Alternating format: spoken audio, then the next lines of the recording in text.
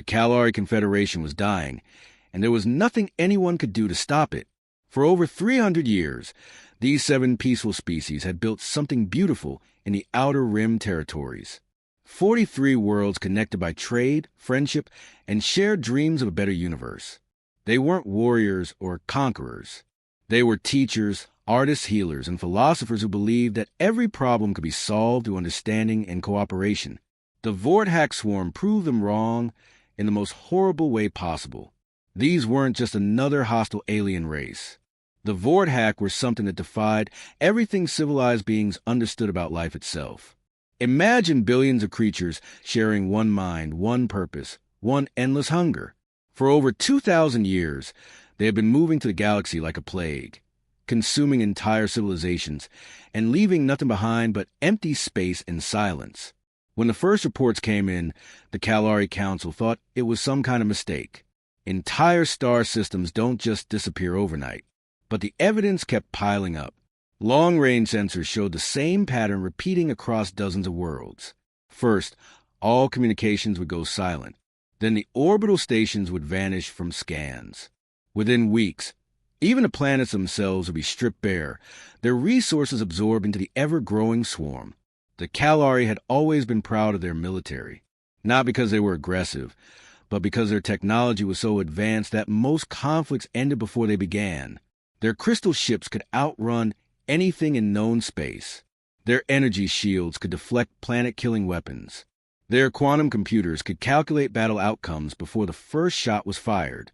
On paper, they should have been able to hold their own against any threat. Reality was different. The Vorthack didn't fight like anything in the tactical manuals. They didn't care about losses or strategy or even survival in any way the Kalari understood. They just kept coming, wave after wave, replacing every destroyed ship with 10 more. It was like trying to fight the tide with a bucket. Captain Zara Thorne, one of the Kalari's finest naval officers, described her first encounter with the swarm in her final transmission. Her voice was steady, professional, but you could hear the disbelief underneath. "They're not trying to defeat us," she said. "They're not even trying to capture our ships. They're just consuming everything.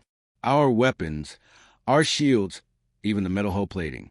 It's like they see the entire universe as food." That transmission cut off mid-sentence. Zara's ship, along with her entire fleet of 200 vessels, vanished from all sensors within hours. The beautiful crystal cities that had taken centuries to grow were reduced to dust in days. The floating gardens of Kalari Prime, where children from 7 different species had played together under artificial suns, became feeding grounds for creatures that didn't understand beauty or hope or the simple joy of watching something grow. In desperation, the Kalari did something they had never done before. They abandoned their pride, their dignity, and their carefully maintained neutrality. They sent out a message across every communication channel in the galaxy, broadcasting on frequencies that had been reserved for the most sacred diplomatic exchanges.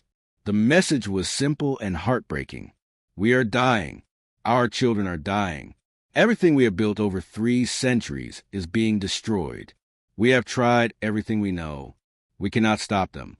Please, if there is anyone out there who can help us, we will give you anything you ask for. We just want our species to survive." The response was disappointing. Most civilizations didn't even bother to reply. The ones that did sent polite but useless messages. The Centauri Republic regretted that they were dealing with their own border conflicts. The Andromedan Trade Union wished them well, but couldn't spare any resources. The High Council of Vega offered thoughts and prayers, which was about as useful as it sounds. A few species actually tried to help. The warrior clans of Sigma Draconis sent 3 battle groups, some of the toughest fighters in known space. They lasted exactly 4 days before their last ship went silent. The brilliant scientists of the Rigel Collective offered to share their most advanced weapons technology. The Kalari tried everything they suggested. None of it worked. Then, just when all hope seemed lost, humanity answered. But their response was strange. Most species would have sent military advisors, or offered weapons, or asked for detailed tactical briefings. Humans did none of that. Their message was short and oddly specific. "We are sending our best problem solvers to assist you. Please prepare 3 maximum security facilities on Calari Prime. Full containment protocols. High isolation measures. No questions asked. The Calari leadership stared at that message for hours. Maximum security facilities? For helpers? It didn't make any sense. Peacekeepers and military advisors didn't need containment protocols. Scientists and engineers didn't require isolation measures. But they were drowning, and someone had finally offered to throw them a rope. They weren't in a position to ask questions about the rope's color or texture. They just needed to grab hold and hope it was strong enough to pull them to safety. What they didn't know was that humanity's idea of salvation came with a price tag that no civilized species had ever been willing to pay. 3 human ships emerged from hyperspace above Calari Prime, and immediately everyone knew something was wrong. The Calari had been expecting Earth's finest diplomatic vessels, the kind of gleaming white ships that showed up in recruitment videos and peace treaty ceremonies. These ships looked like they had crawled out of the deepest, darkest corners of human space. The lead vessel was massive, easily twice the size of a standard Earth cruiser, but it moved wrong.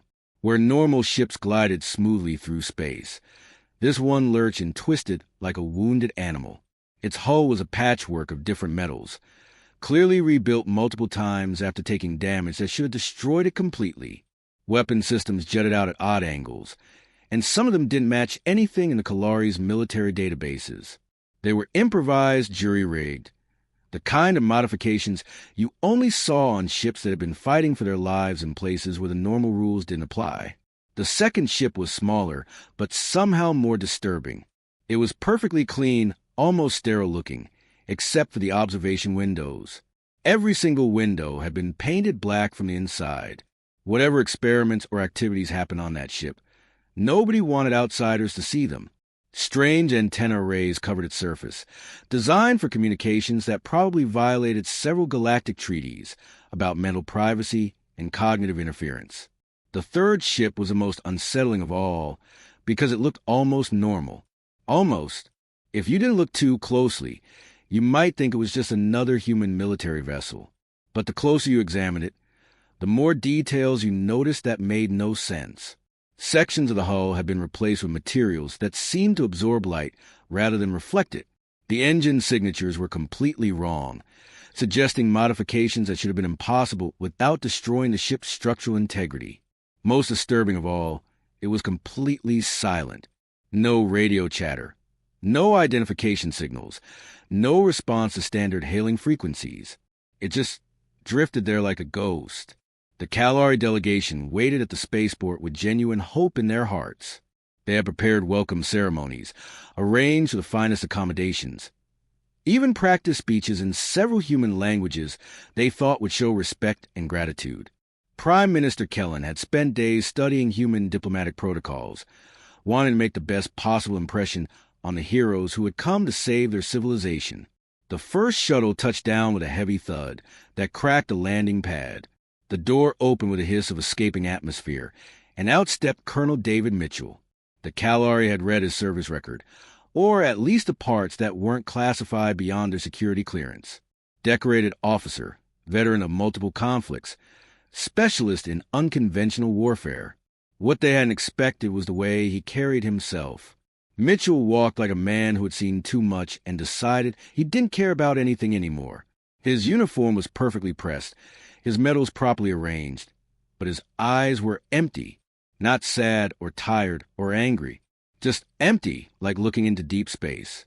Behind him came his aide, a young lieutenant who kept glancing around nervously and jumping at every small sound. The kid's hand shook slightly, and he stayed exactly 3 steps behind Mitchell at all times, like he was afraid of getting too close, but more afraid of falling too far behind. Whatever Mitchell had done during his career, his own people were terrified of him.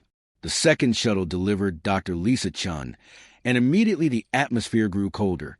Chun looked like every other human scientist the Calari had met, small and unassuming with the kind of intense focus that suggested brilliant intelligence. But there was something wrong with the way she moved, too precise, too calculated. She examined everything around her like she was taking mental notes for some future experiment. When she shook hands with the Calari officials, her grip lingered just a moment too long, and several delegates later commented that they felt like lab specimens being evaluated. Her assistants unloaded equipment that made no sense for a military advisor.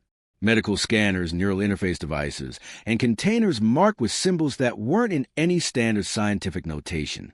When one of the Kalari scientists asked about her research, Chin smiled in a way that didn't reach her eyes and said, "I study how minds break and how to put them back together in more useful configurations."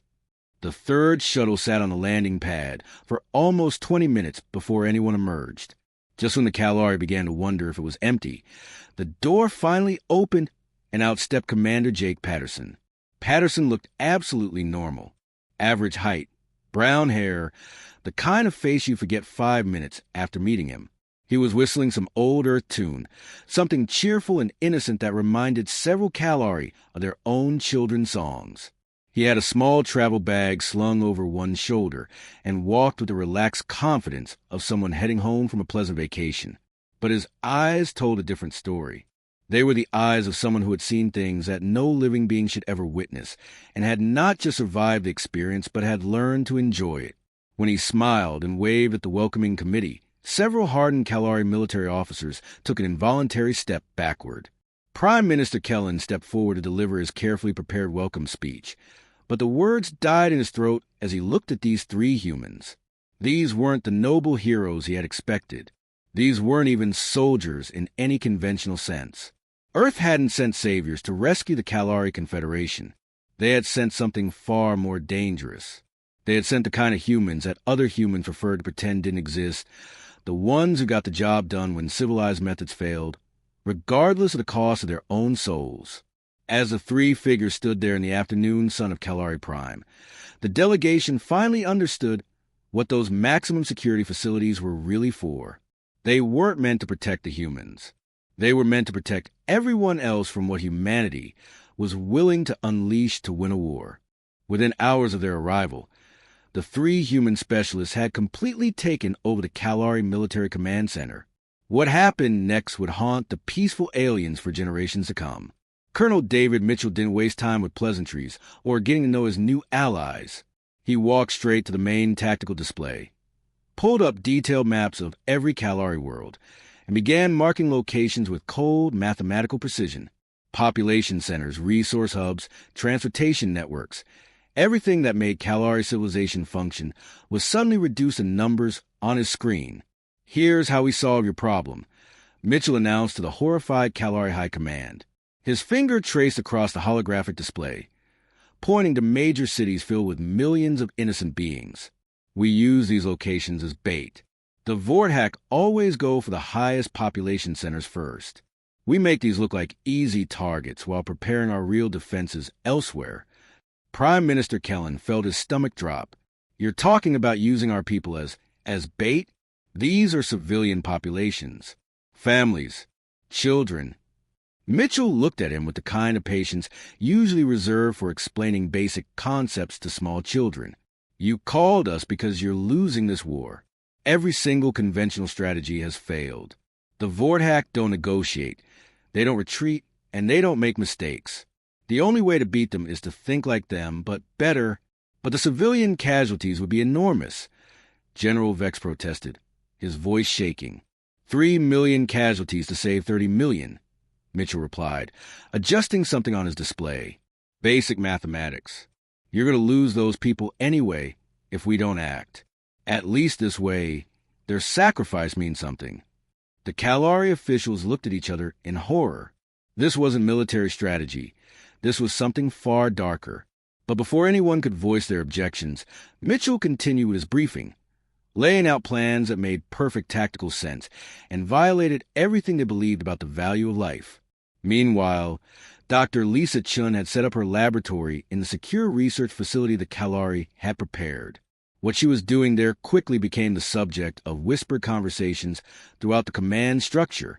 The few Kalari scientists brave enough to assist her came away pale and shaken, refusing to discuss their work. Chin had requested specimens, captured Vorthak biomatter from destroyed ships and probes. What she did with those samples pushed the boundaries of every ethical guideline ever established. She studied how the hive mind functioned, how individual creatures communicated with the collective, and most importantly, how that connection could be disrupted. Her breakthrough came on the third day. Chen had created what she called a consciousness virus, a biological agent that could interfere with the neural pathways that allowed Vorthack creatures to share thoughts with their hive. The infected creatures would suddenly find themselves cut off from the collective mind they had never lived without.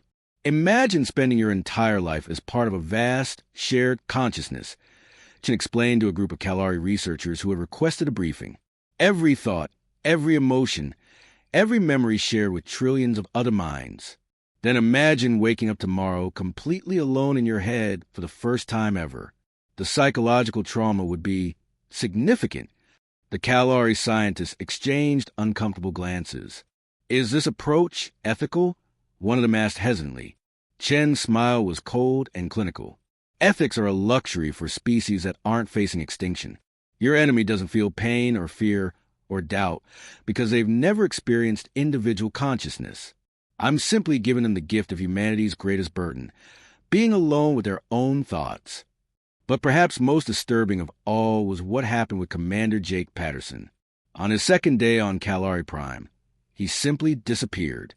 No fanfare, no mission briefing, no explanation to the local command structure. One moment he was there, whistling that cheerful tune while reviewing intelligence reports. The next moment, his quarters were empty and all trace of him had vanished.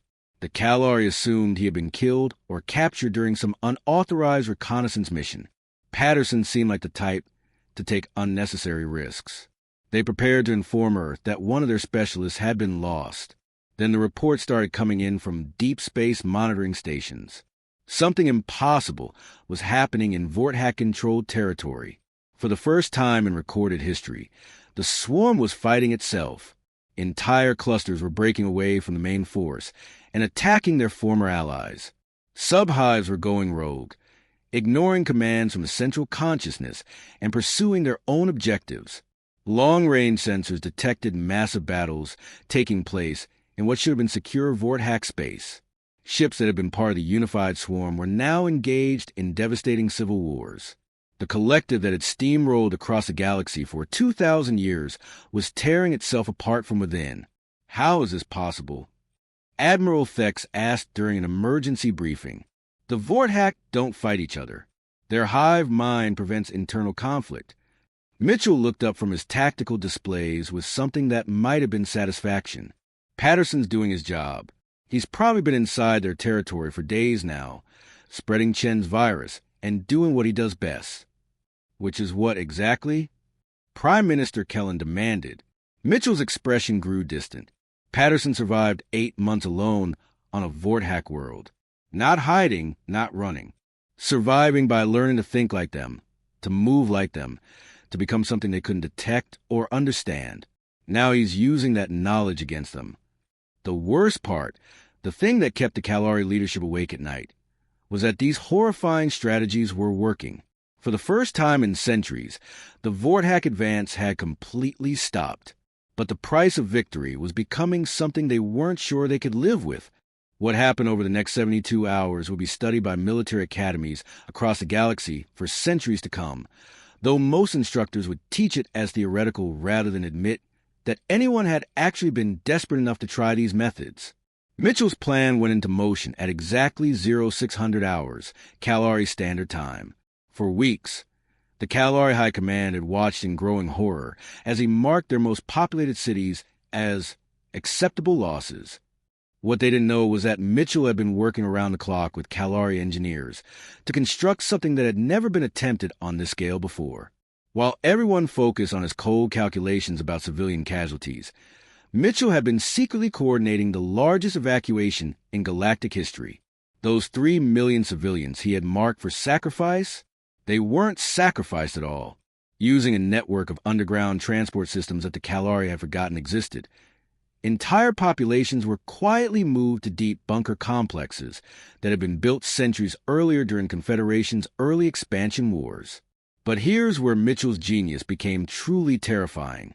He replaced those millions of people with holographic projections, not simple light displays, but full-spectrum illusions that fooled every sense of the Vorthack possessed. From orbit, the cities looked exactly the same. Heat signatures matched normal population patterns. Communication networks maintained their regular traffic. Even the local wildlife continued their normal behaviors, because Mitchell had thought to include them in his simulations.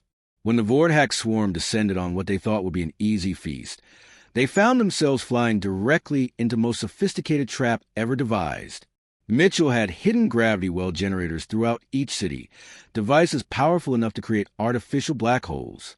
The moment the Vortex bioships entered the target zones, space itself turned against them. Imagine being a creature that has spent your entire existence moving freely through the void, only to suddenly find yourself caught in gravitational forces that tear your molecular structure apart. The Vortex ships didn't just explode or crash. They were literally unraveled at the atomic level, their biomatter scattered across space like cosmic dust. But the gravity wells were only the beginning. Mitchell had studied every recorded Vortex attack for the past 50 years, learning their patterns, their preferences, their behavioral quirks. He knew they would send scout groups first, then larger waves, then finally commit their main forces. Each wave walked into a different trap, each more devastating than the last. Meanwhile, Dr. Chen's consciousness virus was spreading through the Vortex collective mind like a plague of individuality. The effect was unlike anything anyone had ever witnessed. For 2,000 years, the Vortex had existed as a perfect collective, where every thought was shared, every decision was made by consensus, and no creature ever experienced loneliness or doubt. Chen's virus changed all that. Individual Vortex began experiencing emotions they had no names for. Fear crept into minds that had never known uncertainty. Doubt poisoned decisions that had always been made with absolute confidence. Most devastating of all, they began to want things for themselves rather than for the collective. Picture a creature that has never been alone suddenly finding itself cut off from the voices of trillions of its kind. The psychological trauma was immediate and complete. Some Vortex simply stopped functioning, overwhelmed by the terrifying experience of individual consciousness. Others became erratic, making decisions based on personal desire rather than collective need. The hive mind that had been their greatest strength became their greatest weakness. As more and more individuals broke away from the collective, the remaining connected creatures had to work harder to maintain their unity. The virus spread faster than they could adapt to it, creating a cascade effect that brought down entire sectors of their command structure. But perhaps the most shocking development came from the deepest regions of Vortex-controlled space. Long-range sensors detected something that defied all understanding. Patterson had returned, but he hadn't come back alone. Emerging from behind enemy lines, like something out of a fever dream, came Commander Jake Patterson, still whistling that same cheerful Earth tune. But following behind him was an army of Vortex creatures that had apparently decided to switch sides. These weren't prisoners or captured specimens. They were fully functional Vortex warriors who had somehow been convinced to fight against their own species. Nobody asked Patterson how he had accomplished this impossible feat. Nobody wanted to know what methods he had used to turn planet-killing monsters into loyal followers. The important thing was that it had worked, and the psychological impact on the remaining Vortex forces was devastating. For the first time in their recorded history, the Vortex faced an enemy that understood them better than they understood themselves. They encountered humans who could think like monsters when necessary, who could make the hard choices that civilized species couldn't stomach, who could become whatever they needed to become to protect what they loved. The result was unprecedented in galactic history. The Vortex swarm, these unstoppable devourers of worlds who had ended dozens of civilizations, did something they had never done before. They retreated, not a tactical withdrawal or strategic regrouping, but a complete panic flight from the Calari system. The nightmare that had terrorized the galaxy for millennia had finally met something that scared them more than they scared others. For the first time in centuries, the Vortex had encountered true monsters. And those monsters were fighting for the good guys. The silence that followed victory was perhaps more unsettling than the war itself.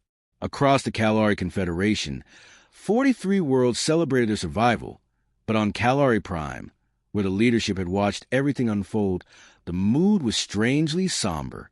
The Vortex were gone, fleeing to the far edges of known space like frightened children. 7 entire species had been pulled back from the brink of extinction. It should have been the greatest celebration in galactic history. Instead, the Kalari High Command sat in their conference rooms, staring at reports that detailed exactly how their salvation had been achieved, and none of them felt like celebrating. The three human specialists went about their post-mission routines with the same casual efficiency they had shown since arrival. Mitchell was in the command center, downloading tactical data and compiling after-action reports like he had just finished a training exercise rather than save an entire civilization. His fingers moved across the holographic displays with practiced ease, cataloging weapons effectiveness, casualty estimates, and resource expenditure with the detached professionalism of someone filling out paperwork. Final numbers look good, he announced to no one in particular, as if he was discussing quarterly sales figures rather than the fate of billions of living beings. 0 actual civilian casualties. Enemy forces eliminated or dispersed. Objectives achieved ahead of schedule. Should wrap up the documentation by end of day. Dr. Chin was busy in her laboratory, carefully packing away the biological samples and research data that had made her consciousness virus possible.